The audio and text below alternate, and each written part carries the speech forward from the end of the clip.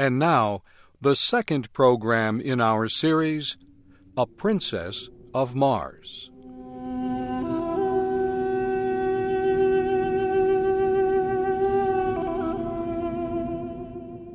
The creature with the spear was huge. There were many other similar creatures. They had ridden behind me on the backs of large animals. Each of them carried a collection of strange-looking weapons. The one with the large spear got down from the back of his animal and began walking toward me. He was almost 5 meters tall and a dark green color. Huge teeth stuck out of his face, and his expression showed much hate and violence. I immediately knew I was facing a terrible warrior. He began moving quickly toward me with the spear. I was completely unarmed. I could not fight. My only chance was to escape. I used all my strength to jump away from him. I was able to jump almost 30 meters.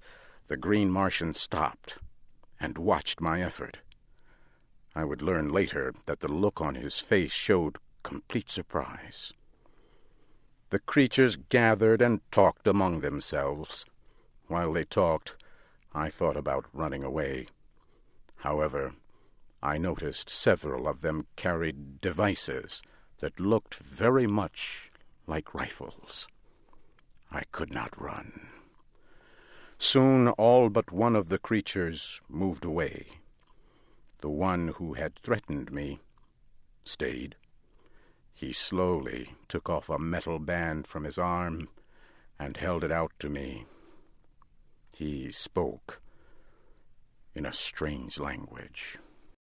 Niktu maktuta sakota. Slowly he laid down his weapons.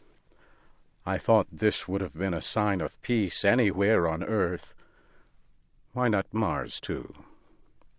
I walked toward him, and in a normal voice announced my name and said I had come in peace. I knew he did not understand, but like me, he took it to mean that I meant no harm. Slowly we came together. He gave me the large metal band that had been around his arm. He turned and made signs with his hands that I should follow him. Soon we arrived at the large animal he had been riding. He again made a sign with his hands that I should ride on the same animal behind him. The group turned and began riding across the land. We moved quickly toward mountains in the distance.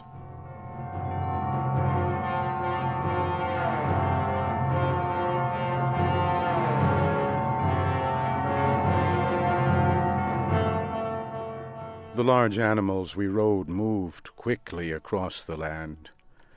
I could tell from the surrounding mountains that we were on the bottom of a long, dead sea. In time we came to a huge city. At first I thought the city was empty. The buildings were all empty and in poor repair. But soon I saw hundreds of the green warriors. I also saw green women and children. I soon learned about many cities like this. The cities were built hundreds of years ago by a people that no longer existed. The Green Martians used the cities. They moved from one empty city to another, never stopping for more than a day or two. We got down from our animals and walked into a large building. We entered a room that was filled with fierce green warriors.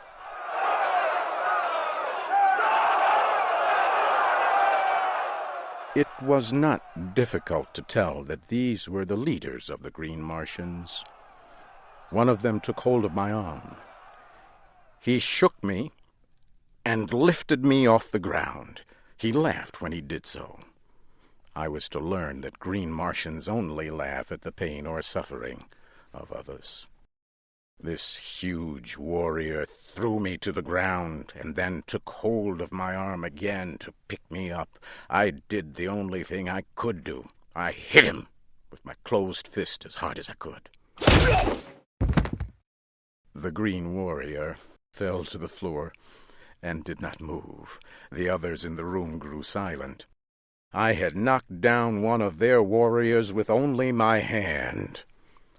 I moved away from him and prepared to defend myself as best I could, but they did not move. The green Martian that had captured me walked toward me.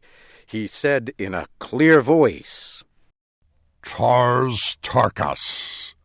Tars Tarkas! As he spoke, he pointed to his own chest.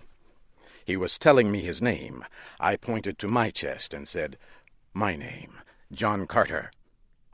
He turned and said the word, Sola. Immediately, a green Martian woman came close. He spoke to her. She led me to another building and into a large room.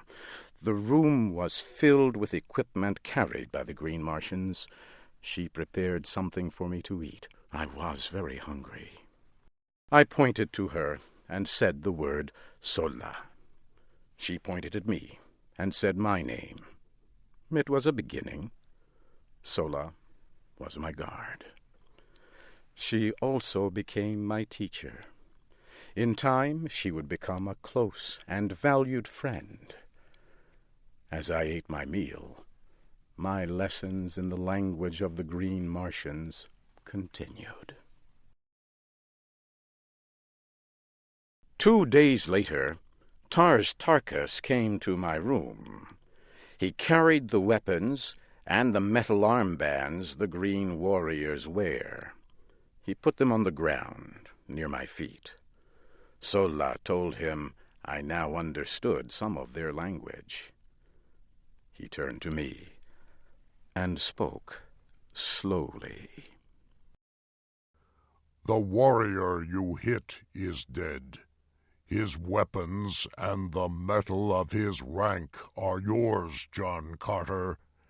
He was a leader of one small group among our people. Because you have killed him, you now are a leader.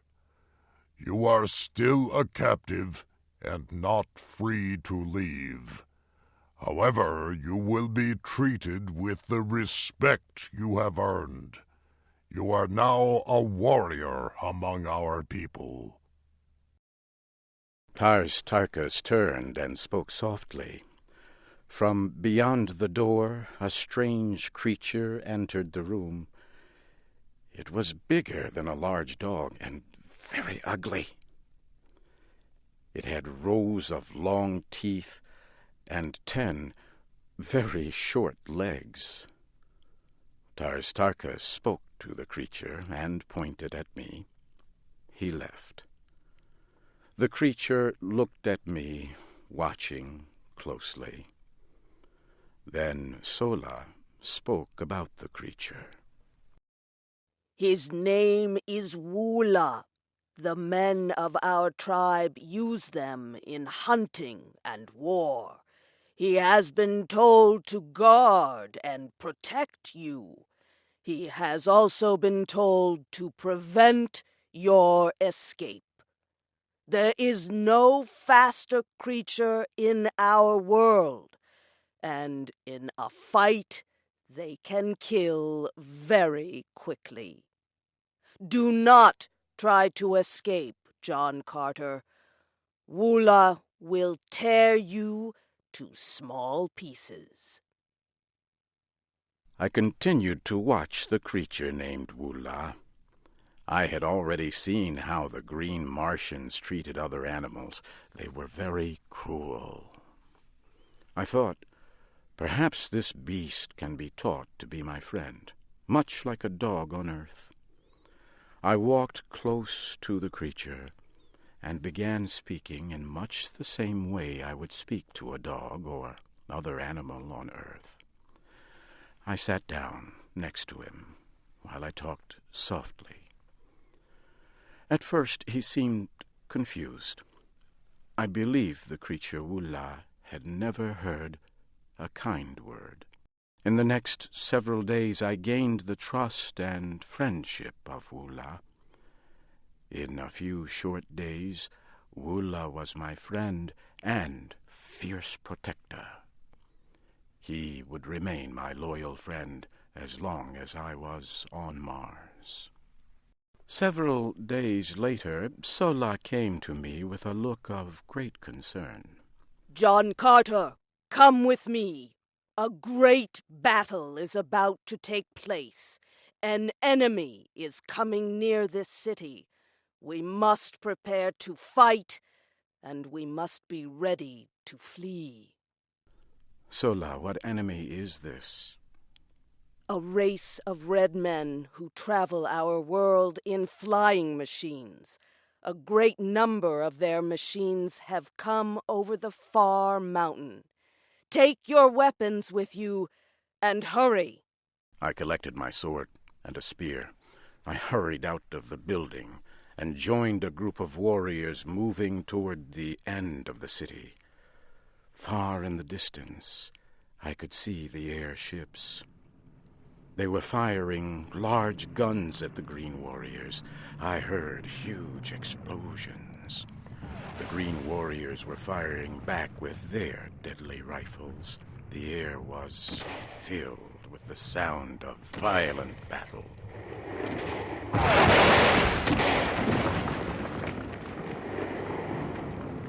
Suddenly, a huge airship exploded. It came down crashing near me. Red Martians were falling from the side of the huge ship, and then it exploded again.